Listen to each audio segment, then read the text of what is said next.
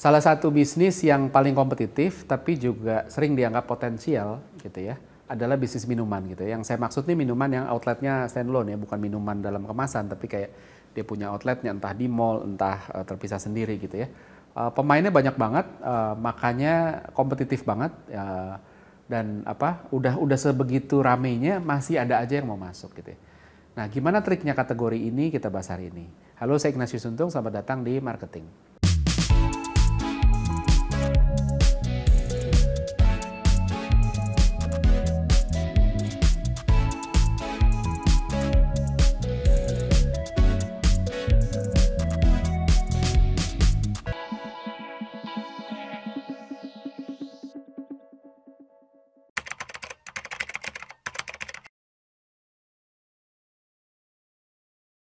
Oke, kalau ngomongin soal bisnis minuman, saya lagi mau bahas satu brand yang pertumbuhannya luar biasa cepat. Nggak tahu sih nyebutnya harusnya apa gitu ya. Tapi tulisannya Mixue gitu ya. Pasti tahu lah ya, ini outlet yang dia jualan minuman tapi banyak dikenal karena jualan es krimnya gitu ya. Bisnisnya cepat banget tumbuhnya. Start dari China terus habis itu ekspansi ke berbagai negara termasuk Indonesia. Di Indonesia sendiri juga udah ratusan kali ya, atau bahkan ribuan outletnya gitu ya. Nah, pertumbuhannya cepat banget, harganya menarik dan rasanya enak gitu ya, dan mendadak jadi omongan banyak orang gitu ya. Kombinasi harga dan rasa ini kasih good value for money yang akhirnya cepet banget pertumbuhannya, viral, dan itu tadi orang oh gitu ya, terus habis itu jadi ikutan coba dan sebagainya. Ada FOMO yang di-create di sana. Nah, kenapa ini menarik? Karena nggak ada yang kayak gitu sebelumnya. Jadi kalau ngomongin soal minuman boba, kopi, teh itu udah banyak gitu ya. Nah, tapi es krim yang spesialisasi di es krim tuh nggak ada. Setidaknya dari sisi harga. Nah, dulu market es krim yang kayak begini itu kan dikuasai oleh fast food ya. Kalau nggak McD, AW, KFC, kan tiga itu biasanya. Nah, tapi lalu orang nggak agak malu untuk kalau, masa saya ke McD, ke KFC, ke AW cuma buat beli es krim sih gitu ya.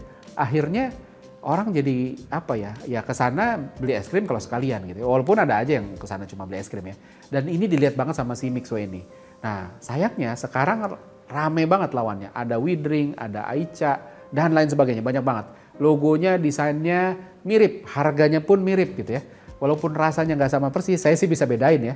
Tapi nggak beda-beda jauh amat gitu. Jadi kalau saya nggak ngeliat brandnya, saya juga nggak tahu ini apa gitu. Tapi kalau ngeliat brandnya, oh iya ini sih ini nih cocok gitu ya.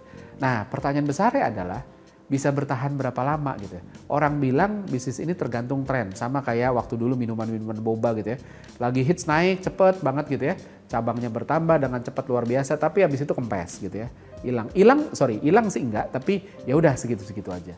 Nah, apakah hal yang sama akan terjadi juga di Mixue? Nggak ada yang tahu, tapi menarik untuk bahas gimana kompetitifnya bisnis ini ya. Nah, pertama adalah produknya generik gitu ya. Semua bisa, menunya nggak luar biasa, unik gitu ya. Bahannya pun kan banyak bahan pabrikan ya, beda sama kopi yang ada keunikan, biji kopi itu kan unik gitu ya. Tapi kalau kita ngomongin es krim, ngomongin sirup-sirupan segala macam, bahannya kan sirup gitu ya. Kalau es krim ya sama susu lah gitu ya. Jadi tinggal masalah kombinasi, tinggal masalah adukannya kayak apa sih gitu ya. Tapi intinya kita lihat sendiri, bisnis ketika produknya nggak unik, maka tantangan terbesarnya adalah dengan amat sangat mudah di copy. Dan itu pun yang terjadi sama bisnis di kategori ini gitu ya. Mereka masuk pakai price point dan di situ pula dihantam. Jadi entry pointnya Mixue itu kan adalah harga. Bikin orang mau consider karena harganya segini, jadi ya udahlah kalau nggak enak juga nggak apa-apa kok gitu. Ditambah lagi begitu cobain ternyata rasanya oke juga gitu ya. Dan ini kasih pelajaran yang menarik bahwa harga adalah hal paling universal, semua orang suka harga murah dengan kualitas yang sama, tapi harga juga kayak dendam gitu ya. Bisa dibalas dengan mudah dan seringkali malah saling berbalas.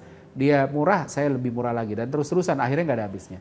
Begitu juga dengan Mixue gitu ya, dan player-player di kategori ini masuknya dengan harga, lalu dengan harga pula dia digoyang gitu kan, akhirnya masuknya ke sana.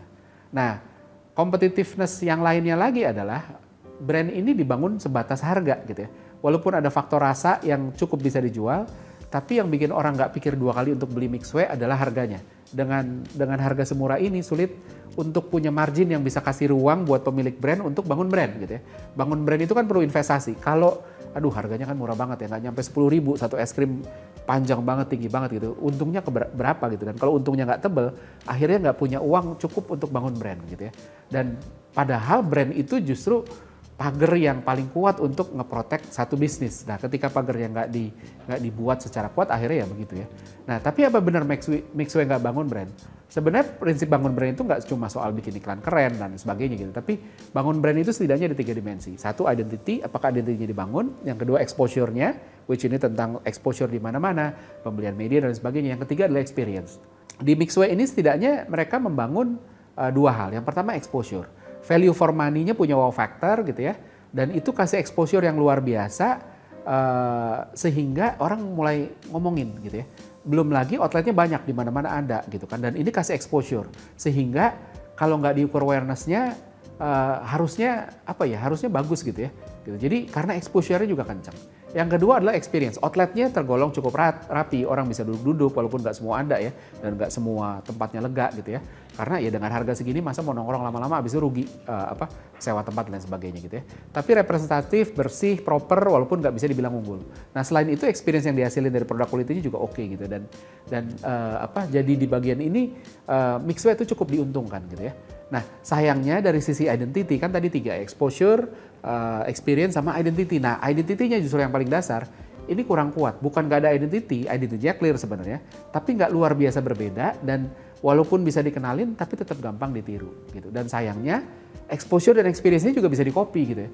Masalah banyak-banyakan outlet semua juga bisa. Masalah experience-nya enak semua juga bisa. Akhirnya kekuatannya lebih di distribusi. Seberapa banyak cabang dibeli karena available di dekat kita, bukan gara-gara oh saya pengen itu, enggak, tapi karena ketika available di dekat kita akhirnya udah deh ini aja deh deket kok gitu ya. Nggak heran kalau mereka ngebut banget waktu buka cabang, toh franchise juga gitu ya.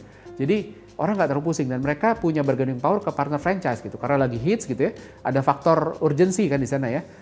Jadi kalau nggak sekarang nggak kebagian nih, ayo deh masuk sekarang deh gitu. Toh bisnis model franchise kan biasanya ada batasan antara satu outlet ke outlet lain tuh jaraknya nggak boleh terlalu dekat dan sebagainya. Makanya pertumbuhannya cepat karena decision making untuk si franchise partnernya ini nggak bisa mikir terlalu dalam, ada scarcity di situ. Ayo buka sekarang deh, kalau nggak putusin sekarang keburu diambil orang nih dan sebagainya. Dan ini menguntungkan buat si Mixway-nya karena buka cabang dengan cepat, modalnya nggak gede, risikonya dibagi ke partner franchise, sementara mau sebanyak-banyaknya cabang dibuka, mereka tetap dapat masukan dari bahan yang dibeli dan royaltinya juga gitu ya.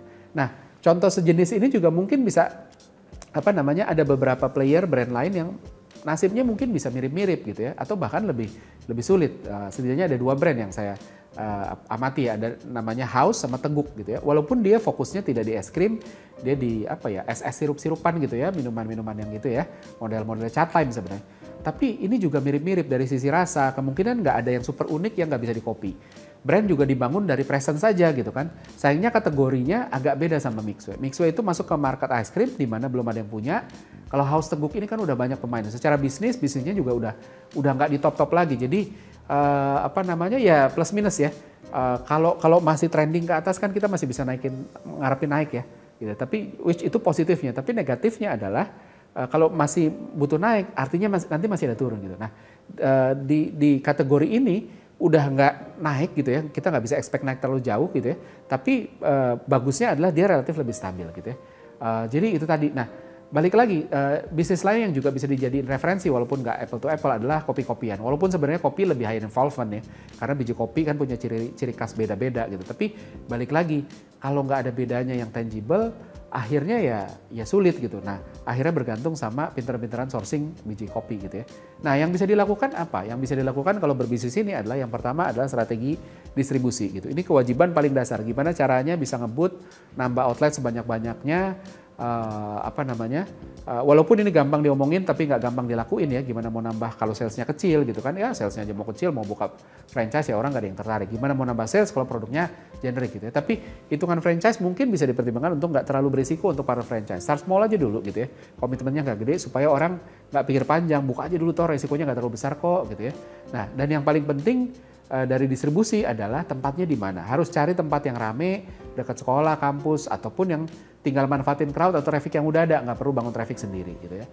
Yang kedua adalah tetap harus coba cari pembeda, nggak melulu soal rasa. Bisa aja misalnya dari jenis gulanya gitu kan, makin kesini kan orang makin literasinya makin bagus, orang mulai punya kesadaran kesehatan, gulanya dikasih yang gula rendah kalori atau bahkan stevia gitu ya. Atau bisa juga nyasar segmen orang-orang yang jaga badan gitu ya, yang mau bentuk badan sehingga dikasih nutrisi yang oh ini proteinnya tinggi dan sebagainya. Jadi orang datang juga dengan oh ini punya pembeda. Nah, tapi kita harus ingat bahwa bisnis ini adalah kendaraannya itu tren. Tren itu ada naik, ada turun gitu ya. Jadi nggak bisa kita cuma ngandalin ikut tren doang. Karena kalau nggak ya habis itu ya sulit kita untuk bisa expect ke depannya. Nah, maka dari itu kita harus bisa ciptain tren sendiri.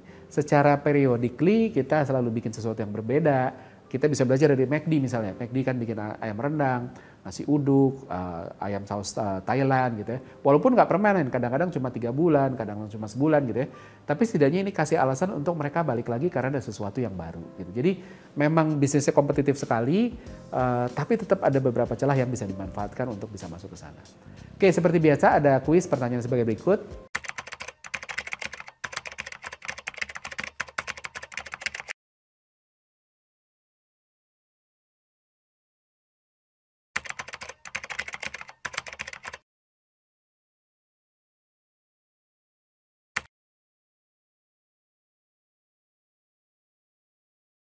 Pemenang dari episode kali ini bisa disaksikan di episode selanjutnya, maka dari itu selalu saksikan Marketing di Marketers TV. Saya Ignatius Untung, pamit undur diri.